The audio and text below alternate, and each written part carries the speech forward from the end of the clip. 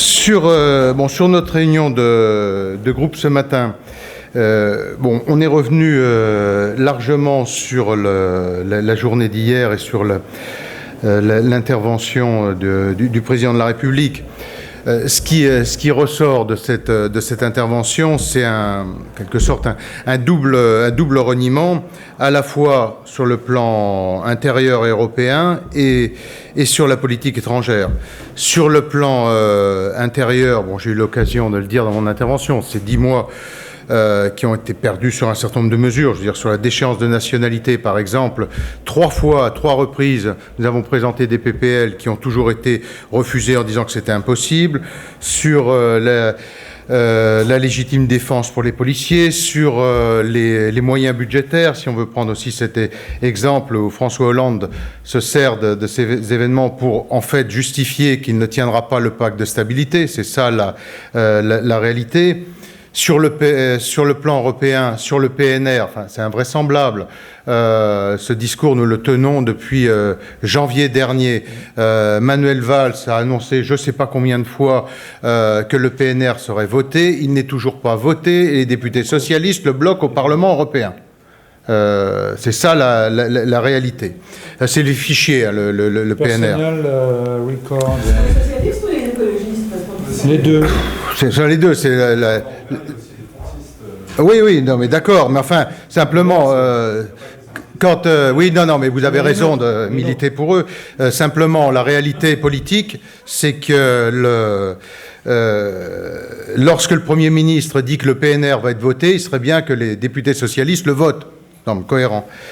Ensuite, sur la politique étrangère, là aussi en matière de reniement, le départ d'Assad était un préalable à la constitution d'une coalition. On a humilié les Russes pendant 2 ans et aujourd'hui, effectivement, ça ne devient plus un préalable. Donc, moi je note et on prend en compte tous ces reniements. Maintenant, ce qui est important, c'est la mise en place des actes et des faits. C'est ça que les Français attendent, c'est des décisions qui soient fortes. Et sur ces décisions, on va y être très attentif pour revenir sur le débat sur la réforme de la modification d'une réforme constitutionnelle. On a refait le point ce matin en réunion de groupe, de manière d'ailleurs totalement unanime. Aucune mesure entre celles qui sont annoncées par François Hollande et celles que nous demandons ne justifie une réforme constitutionnelle. Aucune. Si maintenant nous sortait, je ne sais pas, une mesure spécifique qui justifierait une réforme de la Constitution, pourquoi pas? Simplement, à ce stade, rien ne justifie la réforme constitutionnelle dans ce qui a été annoncé. Je vous relis la phrase de François Hollande qui mérite d'être entendue. Créer un régime constitutionnel permettant de gérer l'état de crise, mais sans recourir à l'état d'urgence et sans compromettre l'exercice des libertés publiques. Voilà, je vois pas ce que ça... Aujourd'hui, entre l'article 16 et l'article 36, on a tous les moyens de répondre à cette situation. Alors, après, il peut peut-être y avoir d'autres mesures. Je pense sur les assignations à résidence. Si on nous disait, il y a besoin de pouvoir les maintenir dans la durée, etc. Et à ce titre-là, il faudrait qu'il y ait une modification. Simplement, ça n'est pas le cas aujourd'hui. Donc voilà la ligne sur laquelle nous sommes et qui a, je crois, fait l'unanimité. Sophie. Oui, mais pourtant, dans les couloirs, beaucoup de députés républicains disent qu'ils sont très ouverts à une révision de la Constitution et que si ça peut renforcer la sécurité des Français, ils la voteront. Donc, vous n'êtes pas tous d'accord. Écoutez, on vient d'avoir notre réunion de groupe. Je crois que la position, je le dis devant mes 2 collègues, était unanime pour tous à cette remarque près, ce que je viens de dire. C'est-à-dire que dans les mesures annoncées, rien ne justifie une modification de la Constitution. Toutes les mesures annoncées peuvent s'appliquer sans aucune modification de la Constitution. Maintenant, si, encore une fois, il y a besoin, sur je ne sais pas quelle mesure, de modifier quelque chose à la marge. Bon, on ne va pas y être fermé par nature, mais je reprends ce que j'ai dit hier. À ce stade, rien ne justifie une modification de la Constitution et qui n'a été non seulement contestée par personne, mais je crois soutenue par tout le monde à la réunion de groupe. Oui, nous étions très nombreux, il n'y a pas eu une question là-dessus. Comment ? Vous n'êtes pas favorable à la proposition Balladur qui est... Moi, ce à quoi on est favorable, c'est à des décisions. Ce que les Français attendent, c'est des décisions. Ce n'est pas un cours de droit. C'est d'avoir des décisions. Ces décisions, elles peuvent être prises immédiatement par des lois simples, et c'est ça que les Français attendent. Après, je veux dire, on peut débattre à l'infini et réunir toutes les preuves de droit constitue que l'on veut. Mais le sujet aujourd'hui, c'est pas ça qui est attendu par les Français. Et vous votez la réforme de Jeudi. Oui, a priori, oui. Bon, ceci étant, on attend de voir le texte, mais on est dans cet état d'esprit. Mais bon, voyons le texte quand même. Mais bon, Ça sera jeudi, oui. mais on est dans cet état d'esprit. La loi santé. Oui, un mot oui, sur la loi santé, Christian Souffle. Bon, je l'ai dit tout à l'heure en sortant de la conférence des présidents, mais vous étiez peut-être pas tous là. Sur la loi santé, bon, je suis intervenu très durement en conférence des présidents tout à l'heure pour demander le report de la loi santé. Je pense que la situation dramatique que nous venons de vivre, avec une mobilisation exceptionnelle des médecins, mais du personnel de santé, bien au-delà des médecins, justifie le report de cette loi.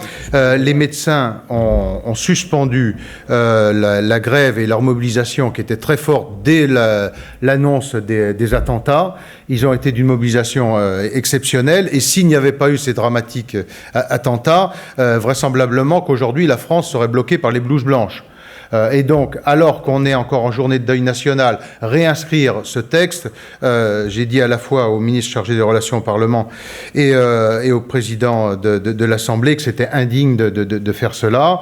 Ça a occasionné une suspension de séance en conférence des présidents, et donc le ministre est revenu en disant qu'il décalait effectivement la loi santé. Alors ils ont proposé de la décaler à jeudi. Je pense que c'est pas raisonnable de le faire à jeudi, il faut carrément la repousser la semaine prochaine ou à plus tard, mais faisons le geste jusqu'au bout à l'égard des médecins. Voilà. Est-ce que vous avez entreprendre comme démarche que ce soit repoussé à plus tard, parce que d'ici jeudi, il n'y a pas de...